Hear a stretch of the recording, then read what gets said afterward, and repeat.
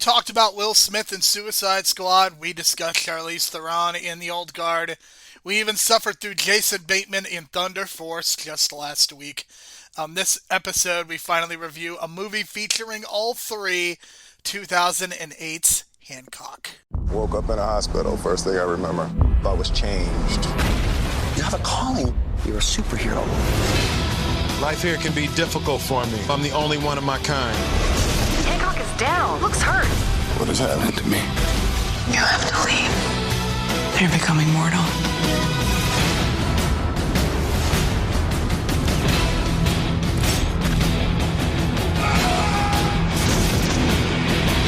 Hancock, rated PG-13.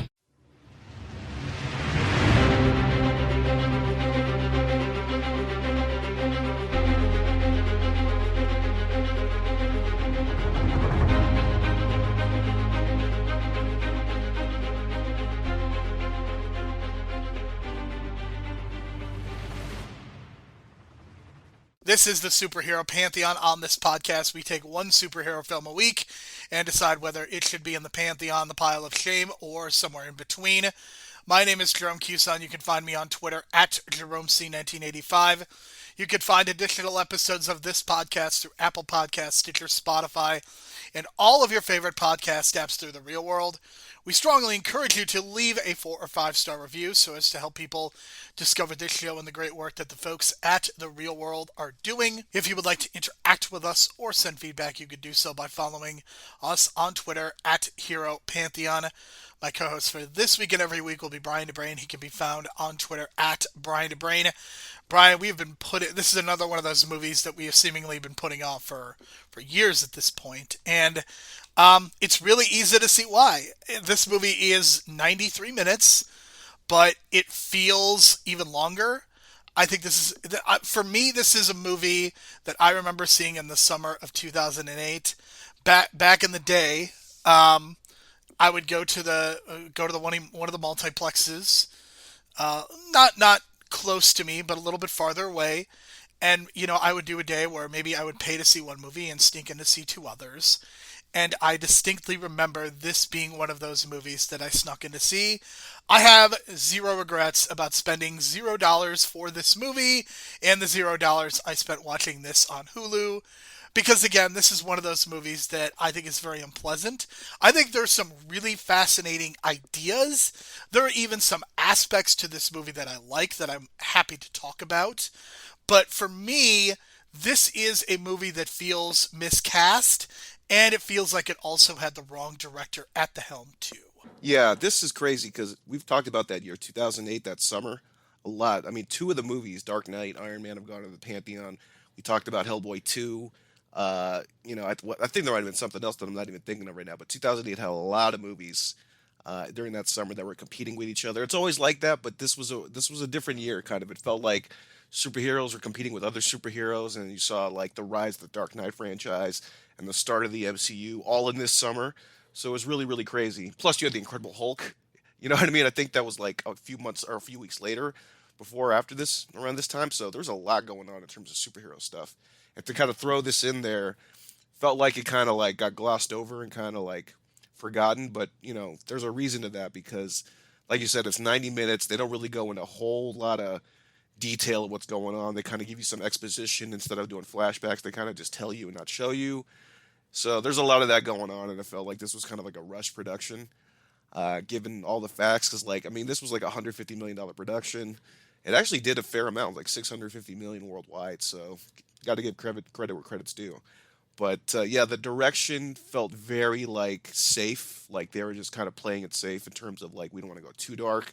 Even though this was almost an R-rated movie, it didn't pass the PG-13 rating until its 3rd try. It looks like, but still they could have went a lot darker because there are a lot of darker themes in this movie that Old Guard ends up ironically, coincidentally, with Charlize Theron as well, goes into those kind of details of being immortal, consequences of that and whatnot. They kind of gloss over that and kind of romanticize it a little bit here.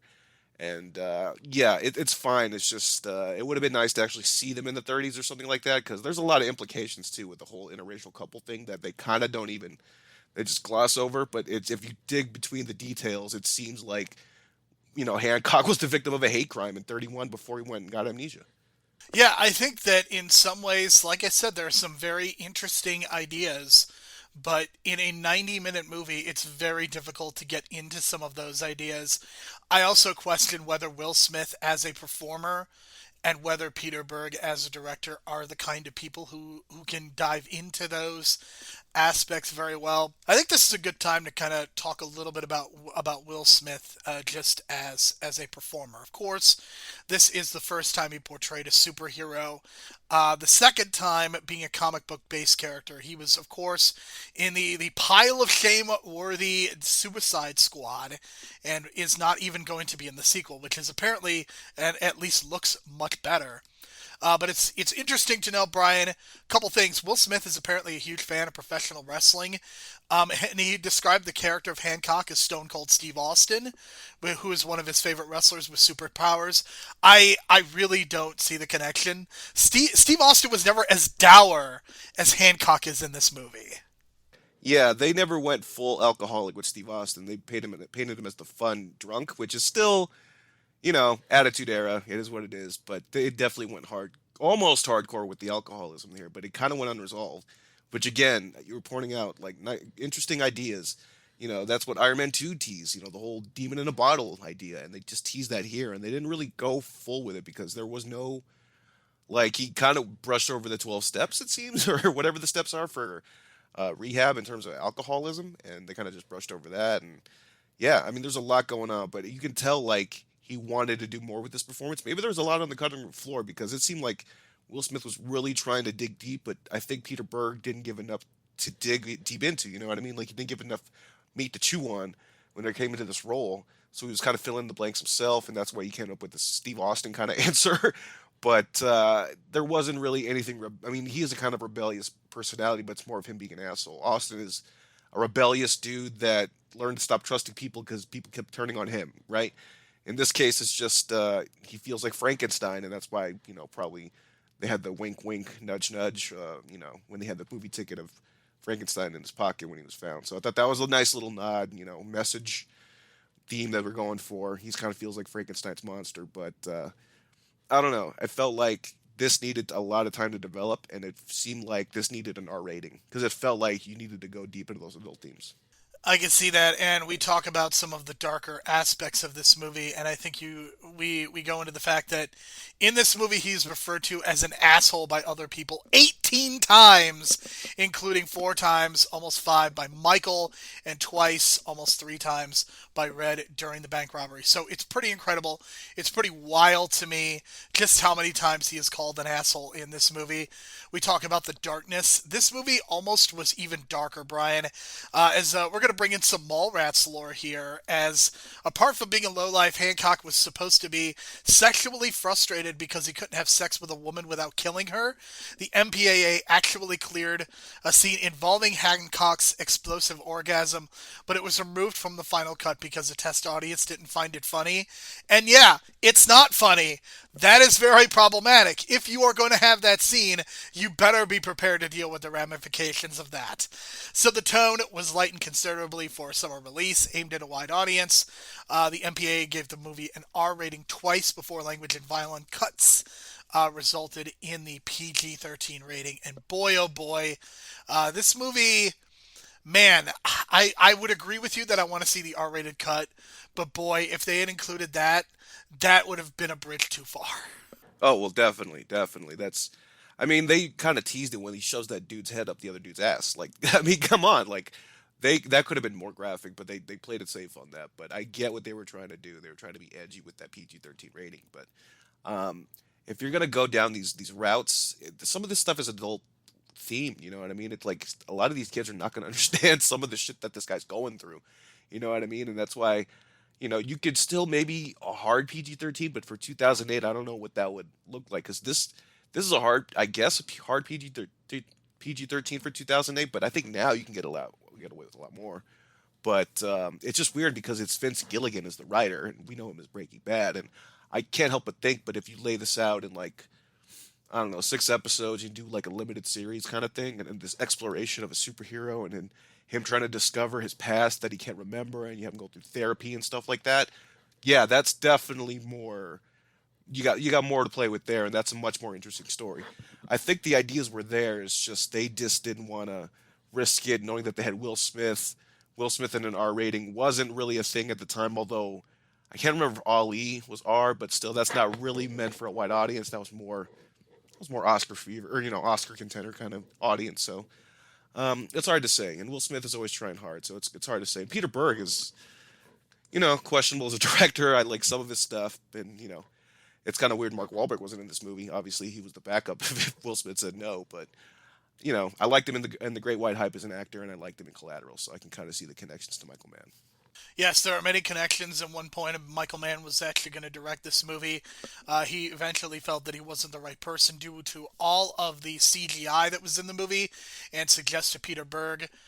Peter Berg has stated that he did this movie for his young son, as is pretty common for many of these superhero movies. And while editing The Kingdom, his son's frequent visits to the editing room prompted him to make a comic book style movie. And when this script emerged in 2006, this is a script that had been bouncing around for a number of years. Including, check out some of the actors. You're going to love this, Brian. Some of the actors that apparently in internet lore were considered: George Clooney and Ben Affleck, both of whom played Batman, and Ben Affleck, who also played Daredevil. Matt Damon, whose only appearance in superhero movies has been in a cameo role in Thor. Leonardo DiCaprio, who has kind of danced around being in some superhero projects, but has never actually done it. And Dave Chappelle would have been very interesting. Apparently they were all considered for this. And yeah, this is a script that bounced around. It was co-written by, of course, Vince Gilligan. Vince Gilligan, who would go on to create Breaking Bad, who would also go on to co-create Better Call Saul. And you can go ahead and listen to Kevin Ford and I. We talk a lot about Vince Gilligan and Peter Gould and Bob Odenkirk and Bryan Cranston on another podcast on this network, that being Real Bad. So go us here saying nice things about Vince Gilligan. I don't know what the issue is, because just because a screenwriter is attached to a movie, that does not necessarily mean that their vision was enacted in this specific movie. But Vince Gilligan is a legendary television writer, and that's really all that can be said. This movie, I think, while it certainly has some interesting ideas, it doesn't work. And before we get to the categories, Brian, I do want to point this out, that Will Smith shares a birthday anniversary, the same month and day, but a different year, of course, with somebody else that we have talked a lot about on this podcast, that being Christopher Reeve, who played Superman, of course, in 4 Superman movies. Yeah, and I also noticed too that it seems like every superhero movie around this time they were trying to plant some hints and notes of the old Superman score by John Williams. They definitely did that here with whenever Will Smith tried to fly, they were playing these themes, and it definitely sounded like this John Williams thing. So very cool connections there, because you never know. In an alternate universe, Will Smith is Superman. Why not? I mean, we can get into that discussion later on, considering what we've heard from certain writers who think that Superman shouldn't have a black grandfather, but we can talk about that on a different podcast. Yeah, oh boy, so problematic. All right, let's talk about Will Smith as John Hancock. So I think the fundamental problem with this movie is that there's almost 2 stories going on. The first half of the movie, he is an alcoholic superhero. He's invulnerable, immortal, possesses superhuman strength, reflects his stamina, highly developed regeneration skills, flying at supersonic speeds. Basically, he is Superman. He also has amnesia after an incident that took place in the year 1931, and eventually he gives. He is such a bad person. He ends up in prison. But Jason Bateman's character of Ray Embry, who is a corporate public relations consultant, a fitting job given what he is asked to do here with Hancock.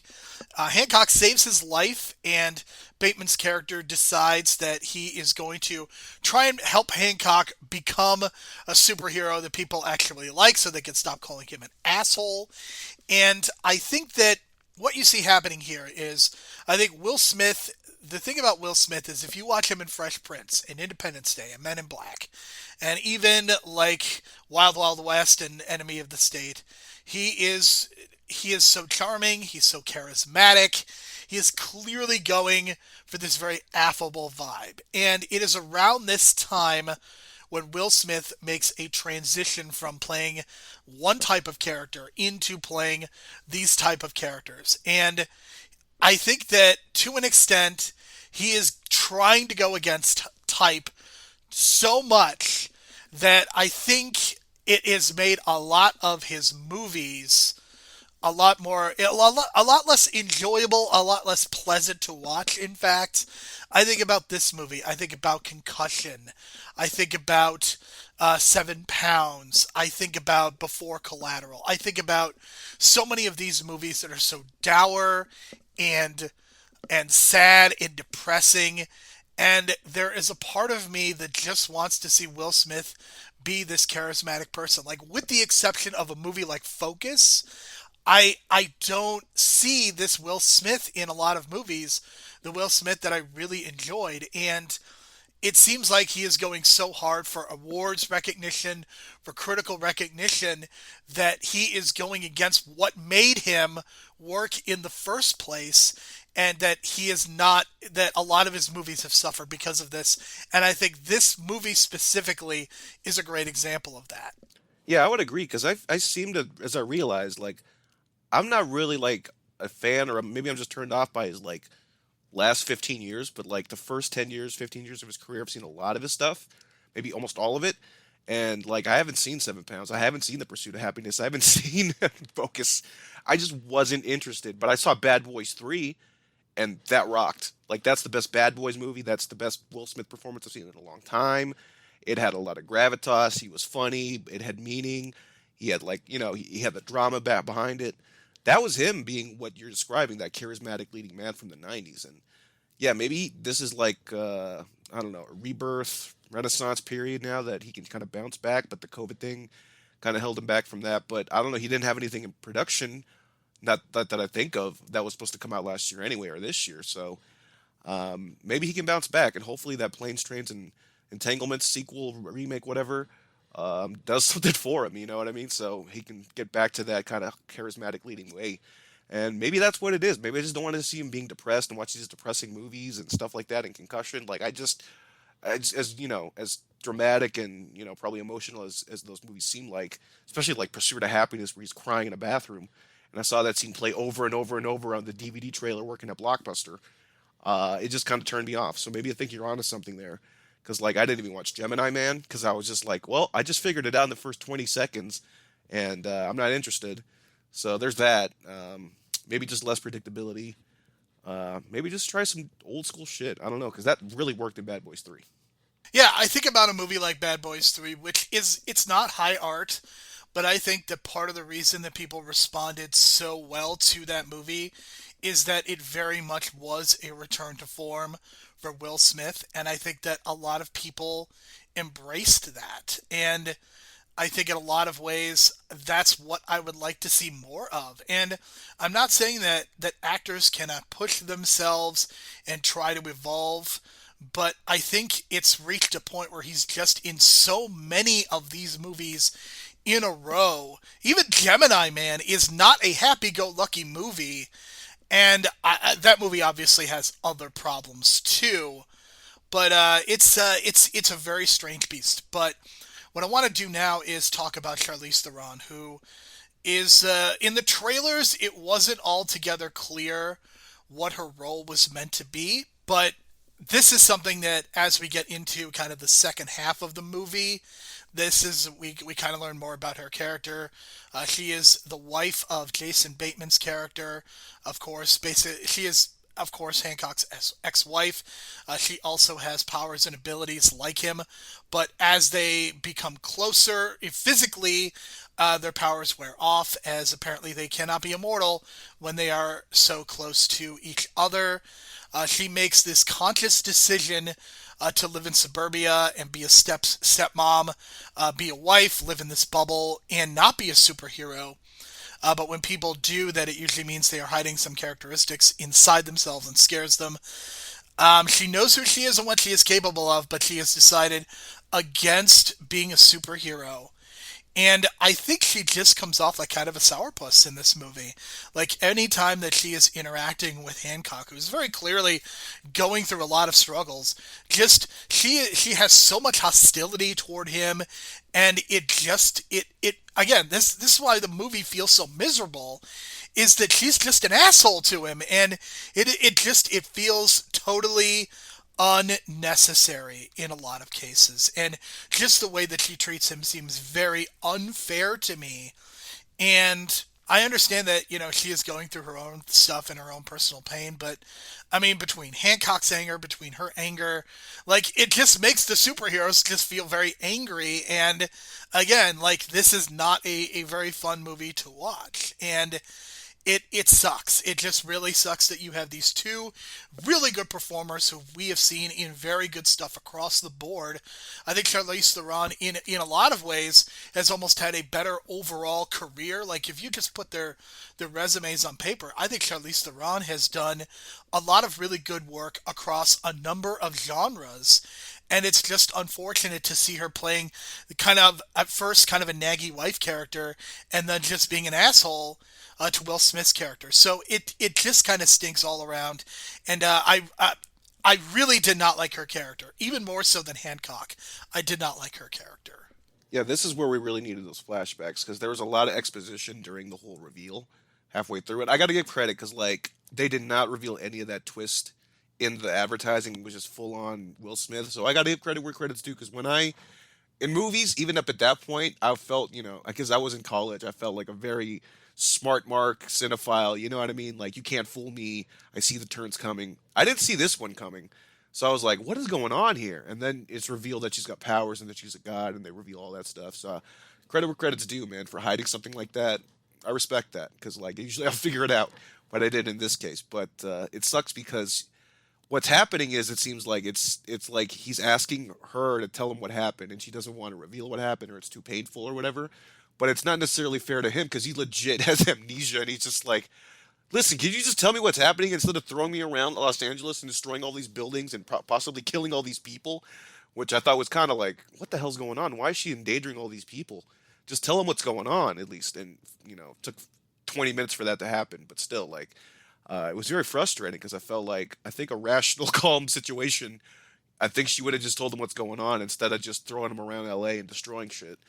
Which was, I guess they needed an action sequence to fill time, so they just went with that. But it's very unfortunate because they could have had more gravitas, more meaning to that scene in the kitchen until he just, gets thrown out the house, and then they blame it on a sneeze, which I thought was the stupidest thing. But it's unfortunate because you can tell like there is a lot of backstory there that they just brushed over. Could have had so much more. That's kind of what I wanted out of the old guard. Again, give me flashbacks, show me what's this backstory, give me this history so it means something. I think at least 5 minutes, you could have gave us 5 minutes if this movie's 90 minutes, but whatever. And it's unfortunate because it is implied that, he was the victim of a hate crime and they're an interracial couple in 1931 walking out of a theater. They kind of brushed over that too, and that's unfortunate because they could play a lot into what really probably happened that day, and it was probably a vicious hate crime that she probably wanted to block out of her memory too. But again, they just didn't go into that. So it's really unfortunate because they're really trying, but they just don't have a lot to play with. And I think Jason Bateman is trying to do so much to make this movie work, and he feels like the glue that's making this movie work and stick together. And it's unfortunate, but I think out of all three performances, I think Jason Bateman might have been the best. Which is funny because I think Jason Bateman, in a lot of ways, is doing the same thing in this movie that he would also do in Thunder Force, like just trying to keep this together and make it work. Like, it's funny just how he happened to be reviewing these two movies, and it feels like, I mean, this is kind of what Jason Bateman is, though. Like, even if you look at, like, Ozark and Arrested Development, like, he's the glue guy. Like, this is what he does in movies and TV shows. Like, he's not, I mean, I think to a certain extent he does have some leading man energy, but I think where his strength lies is being able to kind of be in these ensembles and playing this kind of role. So I think that's where it works. So this is a movie that it was actually relatively easy for me to come up with scores for this one compared to previous ones, just because I still have a really good sense of this movie. So I'm giving this a 4. I'm gonna go with a 6. I'm not gonna be as harsh because it's more of the writing and the lack of writing in terms of the character development. But I felt like Will Smith was trying to dig deep into that depression, and I thought some little subtle things he was doing here and there, especially holding the bottle and looking away from the camera, that was good. And then of course Jason Bateman did a good job.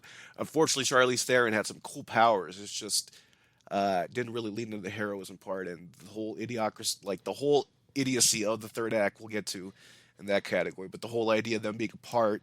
Why the hell would you go to his off like his hospital room and talk to him if you know that he's in a weak condition? Whatever.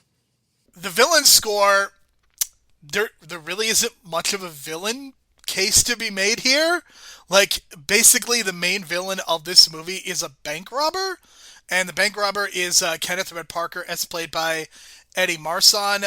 So he's a bank robber. He becomes Hancock's arch nemesis, and he was kind of in a low budget movie, and then he eventually does this one, and he's almost a non-factor in this movie, I would say. Like, he certainly plays a small part in this movie, but like there's absolutely nothing to this role. And the villains, like, we talk about villains in some superhero movies being irrelevant, but in this case, in a 90-minute movie when there's already like two different stories going on, they had zero time for this character. So he is almost a non-entity. It's almost as if by default he's the main villain because he's just a dude. I don't think we heard his name. Like, there's no background to him. He just gets caught, and then he talks to some people in jail that got beat up by Hancock in jail. The guy that got his head shoved up the other dude's ass, and he's just like, "Y'all want to join me? Let's hold hands." And then the weird, strange, awkward moment of the dude holding his hook. And there you go. And that's all the backstory we get on these villains. I don't even think that he knows about Charlize Theron having powers, and the whole idea of them being together makes them weak. So he just goes in, I guess, at the end, unassuming that he can just go in there and start shooting Hancock and everything will be fine and he can get his revenge with no other plan other than that? I guess I gave this a 2. I don't even necessarily feel good about that score, but I just yeah, I mean there's no there just about. I mean, I actually think his performance is pretty fun for what it is, but there's nothing else there. And let's face it, he's in everything he's in. We've seen him in. He was actually in Concussion. I'm looking at his thing right now. That's unbelievable. His wiki, but we just recently saw him in Deadpool 2 as the headmaster, so I think he was way better than that. I'm gonna go with a 1. I almost went with a 0, but you know my rule on zeros, so it was bare minimum, and it's kind of a shame. And it's just like one of the weirdest scripts I've seen where it's like they purposely didn't develop an antagonist, unless they thought Charlize Theron was the antagonist, which doesn't make any sense either.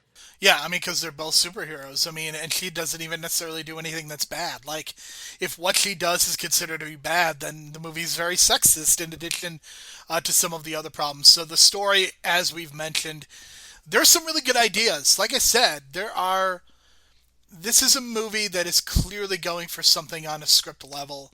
I don't know whether it got sanded away by Will Smith, who obviously has a lot of power in his movies, whether this was a Peter Berg decision because he is also someone that has a lot of influence. I don't know what the Michael Mann aspect to this movie is either, because Michael Mann is obviously somebody who has a lot of influence as a or could have a lot of influence as a producer. But like we said, this is kind of two different movies. The first movie is the one where Hancock is strictly an asshole, and the second movie is where he is in a trying to figure out what's going on with he and Mary, and a lot of the conflict that arises between the two of them as they are working through their own relationship and resolving that and figuring out what they are actually going to do as far as whether they're going to stay a superhero team or whether they're going to go out on their own. And eventually Hancock decides to kind of go on his own and continue to be a superhero while Mary is going to continue to be a housewife. So I think that it makes a lot of sense. I think the ending, it basically makes sense for the story that they were telling because this is so focused on Hancock, but I almost I almost wonder if the more interesting story would have been like they make a conscious decision to stop being immortal to become mortal and to be a couple again.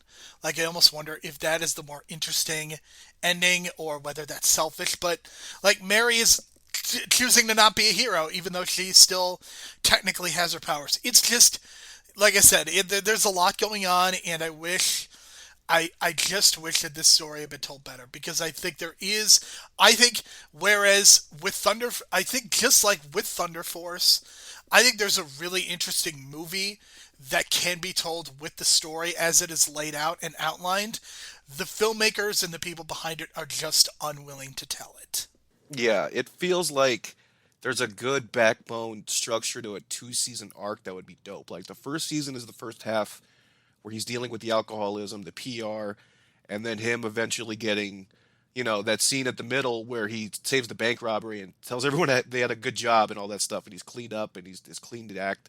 That's kind of your end of season one, where it leads to clues about season two about Charlize Theron's role and how that backstory, and then it leads to season two. There's your two-story arc that's perfect. But Vince Gilligan probably had this treatment put together in the late '90s, sold it, kept it in, they finally developed it. So it's not surprising that sometimes when you're trying to get into the industry, you sell some ideas that are not fully thought out or fully fledged out or put together. You sell it and then they kind of build on that. In this case, that's probably what happened. It looks like, and the story feels like it's a great idea for a show, which I think now would be perfect. But it's some of because like those darker elements are perfect for like HBO Max kind of feel, or even Cinemax or Showtime, something like that. They would pick up on that and go in those darker elements, and then you can get some really great performances. Unfortunately, they didn't do that. And the third act, like I mentioned, I thought it was just really like, if you know that the closer you are to him, and like there's possibly people coming after him or he's in danger and that he needs to heal, and that you're there physically touching the dude, it's like, wouldn't you want to just give him a phone call and just talk to him that way or like something? I don't know, because I was just thinking like you're totally botching the whole idea of you're making yourself weak on purpose and you're looking like idiots by putting yourself together. And then I thought it was just stupid that as soon as he leaves the building, her heart starts beating again. I was like, so she's really not really in danger. So you really should have just fought the bad guys out on the street instead of inside the building, and everything would have been fine for her. So just that kind of logic kind of just didn't gel with me at all. So I'm going with a 5 just because I felt like there's a lot of great ideas, like you said. But unfortunately, 2008, they probably didn't think of an idea of, hey, maybe this should be a show instead. I'm going to give this a 4. I kind of feel similarly, but I think that the execution is where it comes down for me, and I think the execution of this is just not good, and that's why I really can't even give this a 5. I can't even say that this is right down the middle, because I think that there's some problematic aspects to this story, and I don't think that I think they gloss over so much that I can't give this any higher. So I think the technical aspects of this movie, from Hancock's suit, which I really like, the revised suit that he starts wearing after interacting with Jason Bateman. I think one of the most memorable scenes is when he throws the whale off of the beach. I think that is a really cool looking scene, just because the way that Peter Berg directs is so different from the way a lot of other directors do things. It feels almost it almost feels like a documentary in a lot of cases. And that is something that I really appreciate, and I would like to see more superhero movies go for a more handheld feel, because I think we've gotten so used to the Marvel stylings.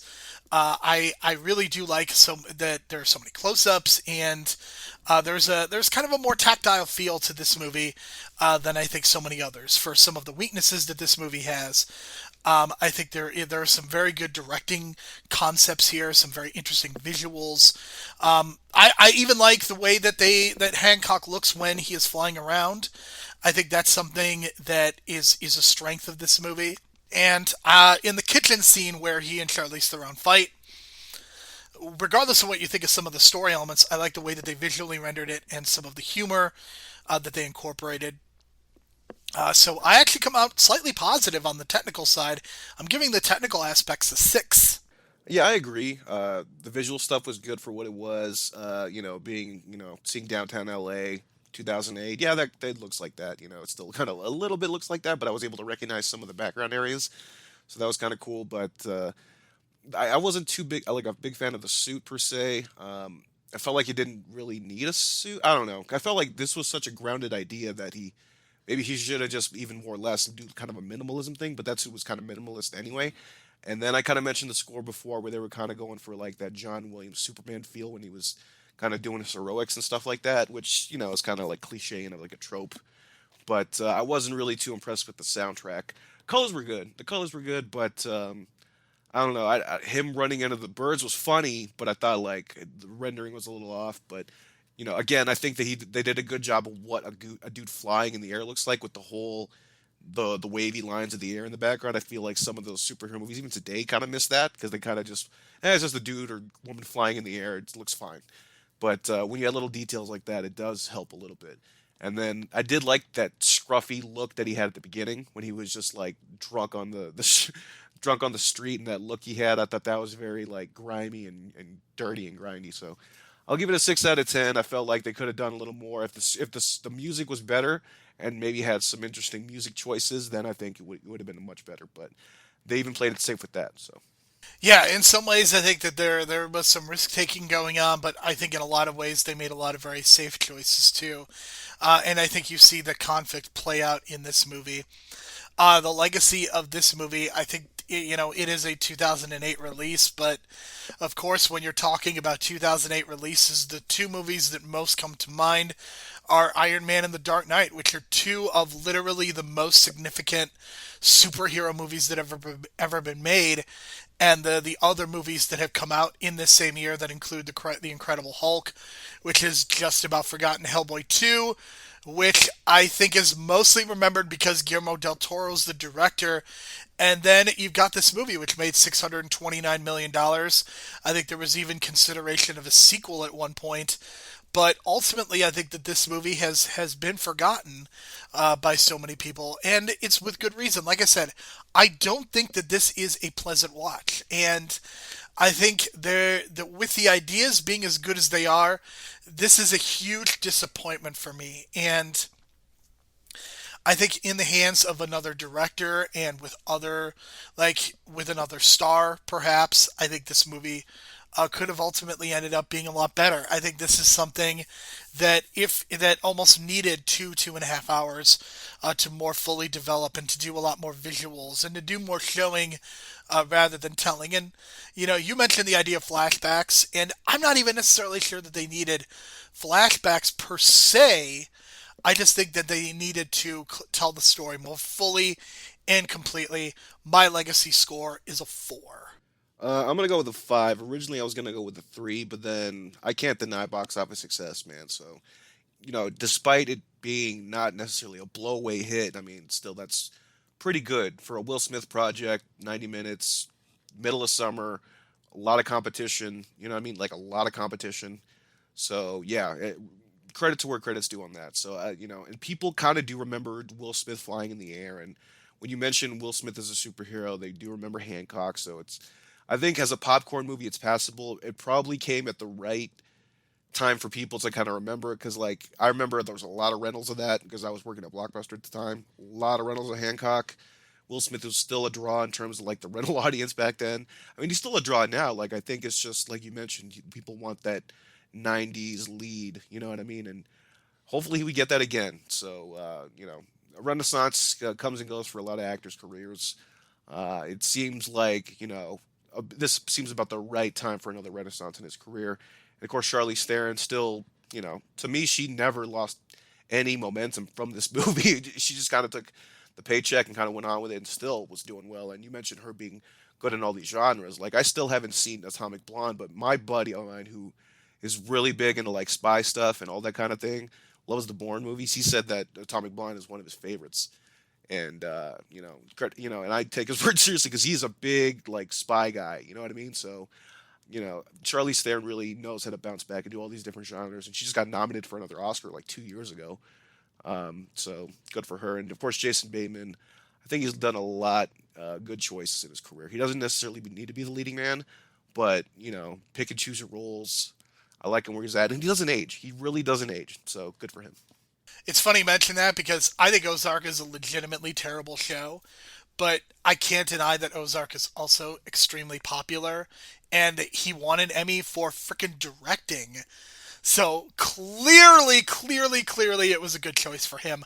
I also think it's interesting that Vince Gilligan wrote this movie. Vince Gilligan wrote Breaking Bad, and Ozark is a blatant Breaking Bad knockoff. Well, there you go again, full circle. Because 2008, what year did that pilot come out for Breaking Bad? 2008. 2008, man. Because I remember getting on that bandwagon on season two and just waiting and waiting for the season three DVDs to drop. And yeah, back in the day, my Blockbuster days. There you go. Yeah, it's pretty wild to think what a year 2008 was for Vince Gilligan, and I think that it's part of the legacy as well. That's why I was willing to give this a 4, not like a 1 or a 2. The box office and Vince Gilligan definitely elevate this. So my total score is a 20. 23. I kind of gave more credits to Will Smith in the hero category, but that's kind of like a subjective thing because I think, we kind of like him for his 90s nostalgia. So, All right, so our total score is a 43. So this has ended up in the in between pile, which is it's actually a step up from what we reviewed last week. I guess that's the nicest thing that we can say. So let's get to the burning questions. What story would you have been more interested in seeing? Would you have liked to seen kind of more focused around the idea of redeeming an asshole superhero and making him less of an alcoholic? Or the story of these two immortals fighting the urge to be with each other? Like, which of these would you have rather seen? probably the alcoholic demon in the bottle type storyline because, like, I feel like, especially now, superhero movies touch on these things and they don't really want the audience to turn on their heroes, you know what I mean, too much. Because if you go full out with it, it might be a permanent turn and you're not turning back and the audience completely turns on them as a hero. So you don't want to go fully with that. So, but I think it's a fascinating storyline to go with. I would say that I would actually be more interested in seeing what they could put together with this idea of the immortals being separated, and because I think the inciting incident of that is so interesting that you have this traumatic racial incident, and basically Mary, instead of like going with it and trying to become this hero, she basically shuts down and is not a superhero after that. And I think that's also really interesting that you have this white woman who, instead of like fighting racism, which she probably could have done given her role as a hero, like she chooses to not do that. I think that would be a very interesting aspect and a very interesting thing to talk about in review. So second question, what does a good Will Smith superhero movie look like? I guess it's got to be a lot of like not too serious. Like, I think if you go too serious with it, like the way they kind of with DC, you take away his charm, and you want to leave that charm in there. You know what I mean? I don't know if like MCU is the key or something like that because they kind of control their charm and they're the actors anyway. But it feels like he needs to be kind of charming, kind of appealing, has some flaws, but you still want to root for him. So it's tough because like he wants to do these complex roles now. But then again, Bad Boys 3 was kind of back to form. So give me something like Bad Boys 3. That felt like a superhero movie within itself, with him being like an old Batman kind of thing going on. You know what I mean? So give me something like that, like an aging superhero would be interesting. Him kind of like coming to terms with that. Maybe raising a family, something like that. Like that's more where I think Will Smith is good at. Like if you give me something where it's like a superhero crossed with him being like the Uncle Phil of a family, something like that. Like I think there's something to that.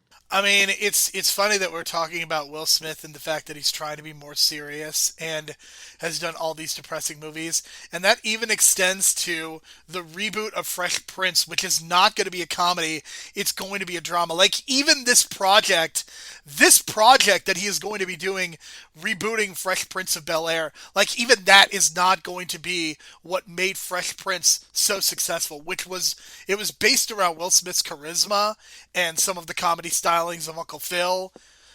It's bizarre to me.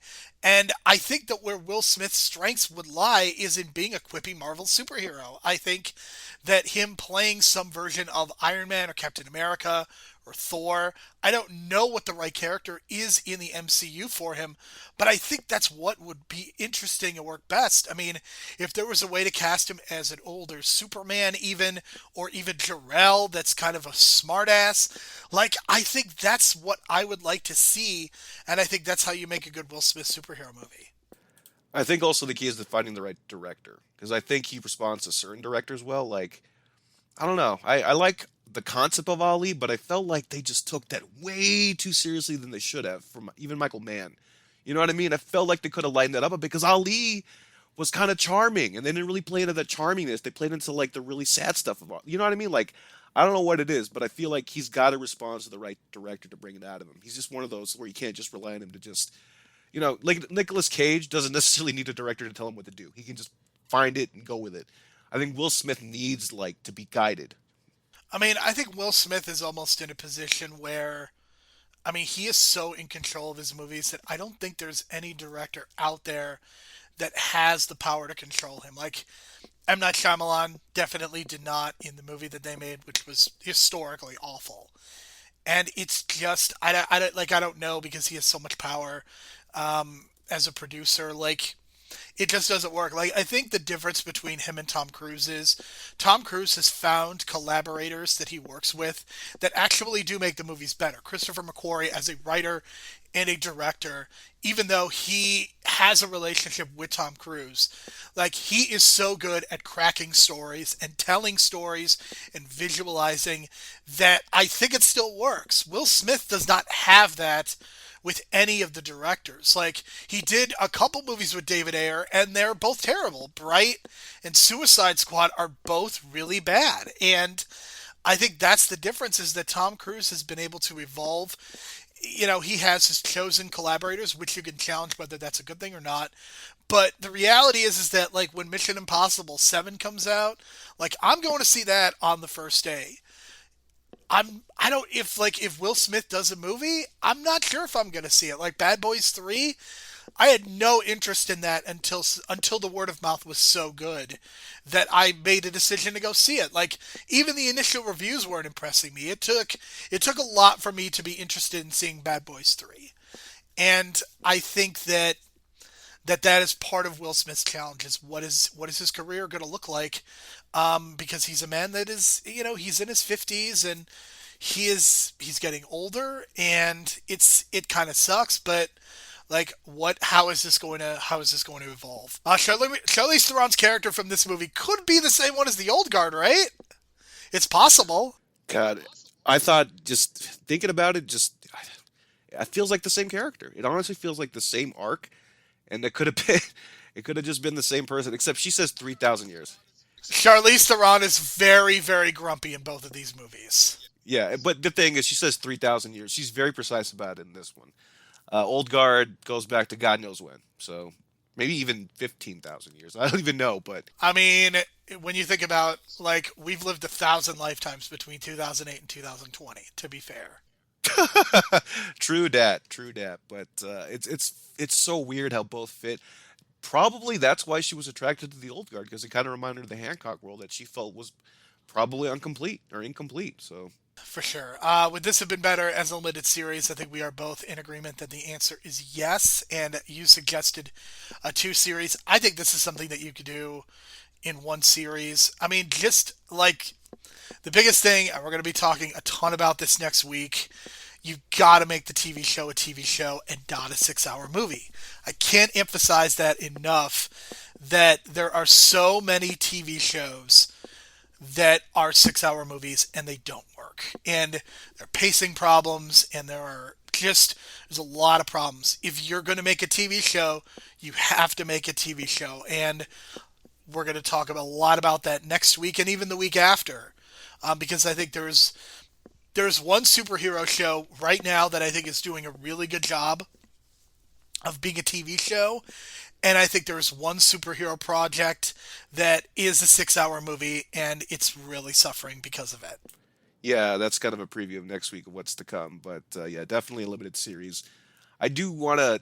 I think 2 seasons was kind of what this needs, because those 2 story arcs are just so distinct, like not distinctive, but like they're very important to kind of focus on. I felt like, you rush that in one season, you kind of miss it. But I mean, there are different ways to do, like, the BBC. I mean, with Sherlock, they completely rewrite the rules on what a series is. Like, they do 90-minute episodes, 3 episodes a season for Sherlock, and it kind of works for them. But again, those 90-minute episodes are very individualized and very like its own thing. So I see your point on the continuity of it all.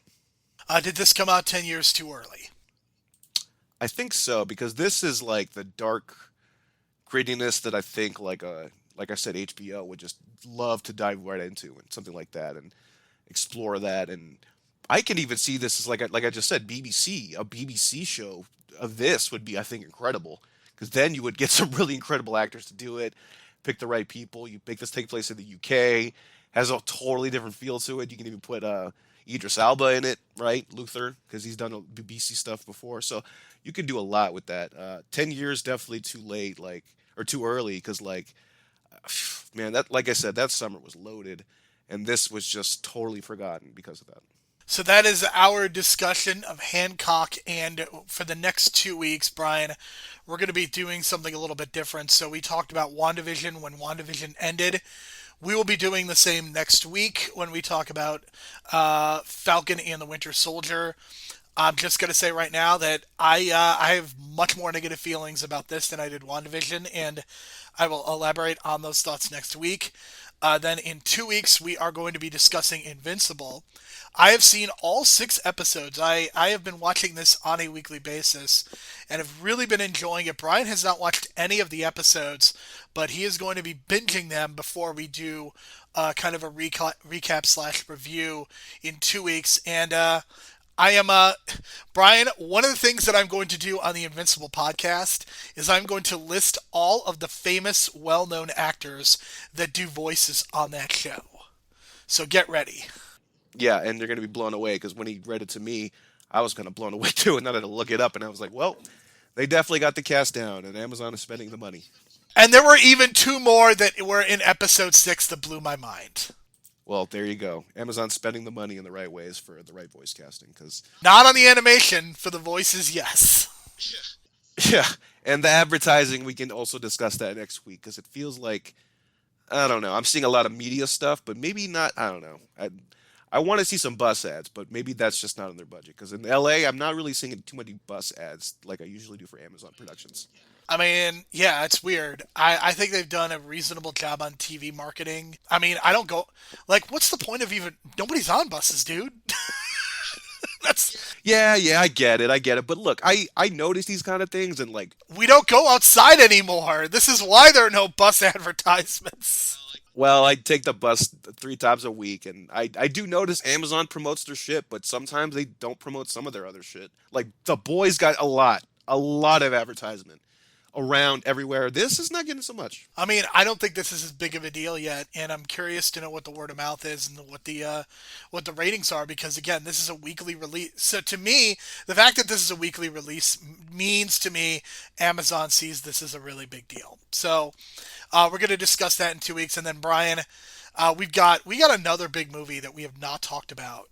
Sean Connery's last movie, League of Extraordinary Gentlemen. We're going to finally get to that in 3 weeks.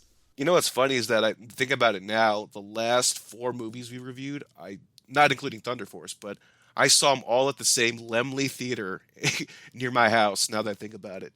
And and every time I just think of that great popcorn they had, and it's gone now because it's AMC, but damn, I missed that popcorn. But 2003, had no clue what the hell this movie was, wasn't even like an Alan Moore fan or even aware who he was, so that's going to be interesting to talk about, because I was just kind of blown away when I read the comic later on, and I was like, God, the comic is just so fucking good, and this movie is very Sean Connery. That's all I'm going to say. And there's also a Netflix show that we are also going to be reviewing as well from the Miles Millar universe that we will be discussing. But next week, for sure, it is Falcon and the Winter Soldier.